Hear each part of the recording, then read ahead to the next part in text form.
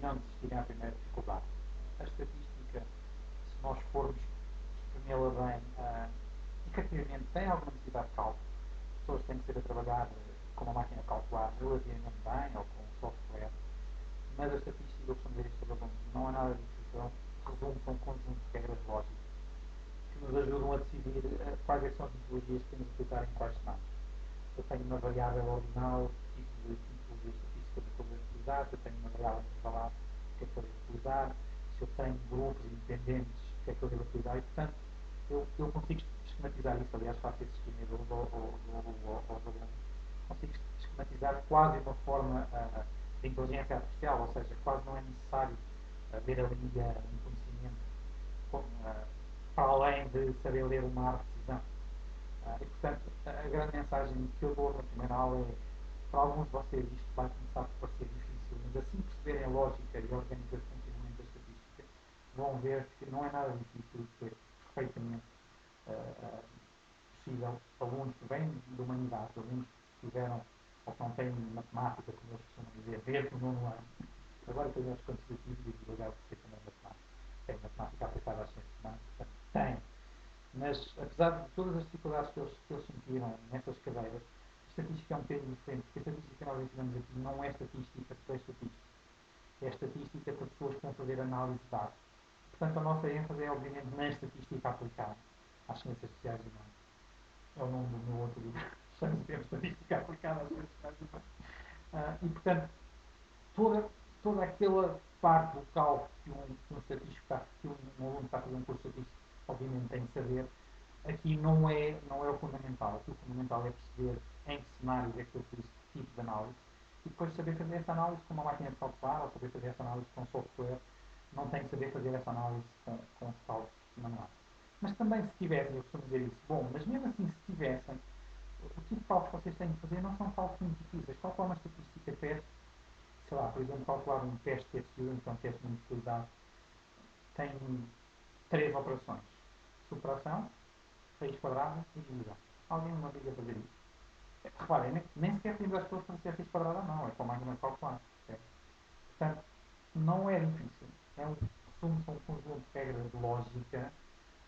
E o que é mais difícil é as pessoas perceberem como é que funciona o processo de decisão das metodologias estatísticas. Assim que as pessoas percebem isso, conseguem fazer as cadeiras estatísticas sem nenhum problema. E eu estou a dizer isto porque não é nem o primeiro, nem o segundo, nem o terceiro, nem o quarto, nem o quinto, nem o décimo aluno que chega ao fim e vem dizer afinal tinha razão, afinal consegui fazer isto, afinal isto não é um bicho de sete cabeças. E afinal, isto dá-me imenso prazer quando eu digo isto, afinal aprendi a gostar de estatística. Repare que as pessoas andaram desde o nono ano por métodos quantitativos, com matemática das ciências humanas, a pensar: não gosto disto, não gosto disto, não gosto disto, não gosto disto, não gosto disto, e depois eu tenho um semestre são um pouco mais de 2 meses, para conseguir quase fazer uma lavagem cerebral às pessoas que andaram durante anos a convencer-se que não gostavam, que não tinham jeito, que não eram capazes, e depois chegam ao último semestre e dizem: afinal eu consigo fazer, e afinal ah, isto não é assim tão difícil, e afinal eu até gosto de fazer isto. Já tenho alunos a dizer no final do ano: estas aulas estatísticas são uma lufada de ar fresco no curso de psicologia. Alguns alunos têm dito: bom, porque a psicologia, quando falamos de Piaget, é muito subjetivo, há muitas interpretações diferentes, é muito discutível. E a estatística, felizmente, não. 2 mais 2 são 4 na estatística, são 4 na matemática, e não há outra interpretação possível. E eu digo: estão a ver, isso para mim, e obviamente eu não sou psicólogo, costumo brincar com os meus colegas, é muito mais fácil fazer uma nova, uma análise de variância do que perceber, por exemplo, os estágios de desenvolvimento infantil do Vygotsky. Só dizer Vygotsky, por amor de Deus, nós não temos nenhum nome tão complicado na estatística. Bom, temos o Kolmogorov-Smirnov, não? Professora, e agora só para terminar, estava-me aqui a lembrar, portanto, fala-se também muito neste momento da gripe A. Se tivesse neste momento fazer, portanto, um estudo sobre a probabilidade de aumento de prevalência, não é, da doença em Portugal, iria ser fácil, tendo em conta os dados de que dispomos, ou não?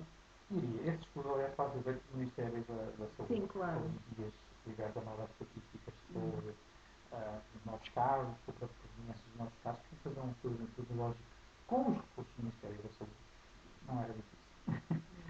O que é difícil é nós muitas vezes queremos fazer esse tipo de estudos sem os recursos do Ministério, por exemplo. Uh, mas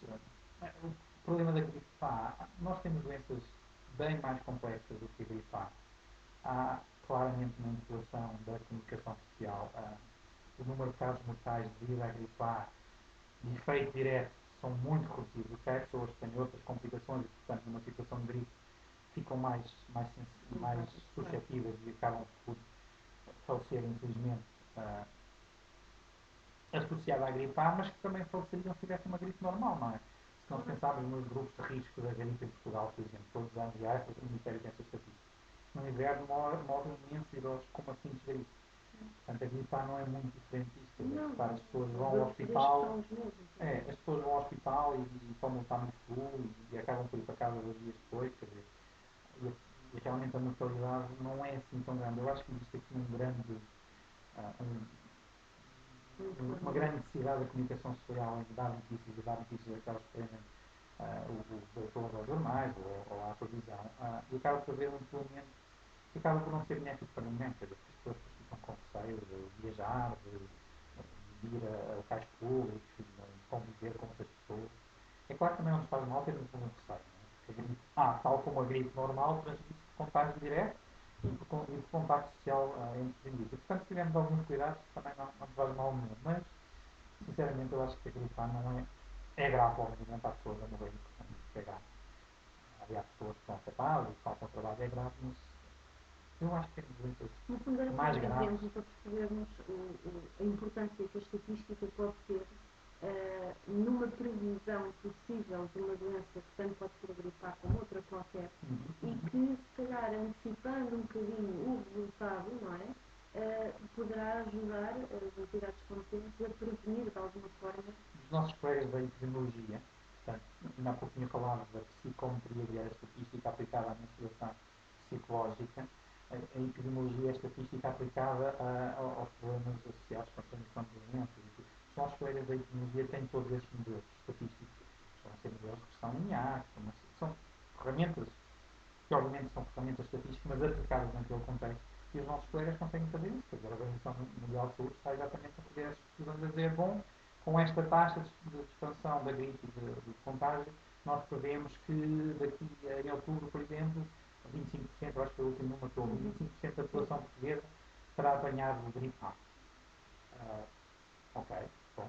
Então, é uma aplicação de um modelo previsivo, de um modelo preditivo, de um modelo de regressão estatístico que nos permite fazer este tipo de previsões. E, obviamente, a estatística não é exclusiva da psicologia, a estatística é comum a todas as áreas. Há um autor que eu gosto muito, que não é professor de estatística, nem é matemática, nem nada disso, chamado George Orwell. Toda a gente já ouviu falar de esporte, de doutorado. É o autor dessas obras. Há um livro que eu gosto muito que é do Dr. Moreau, em que ele descreve um cientista que faz experiências genéticas, inclusive intercomandos e espécies animais. E ele tem uma frase que eu costumo citar e que aparece nos meus livros e que aparece nos meus apontamentos das aulas, que é a literacia estatística é absolutamente fundamental. Ele dizia em 1880, acho eu, portanto, século XIX, que saber estatística era, para as sociedades modernas era tão importante como saber ler e escrever.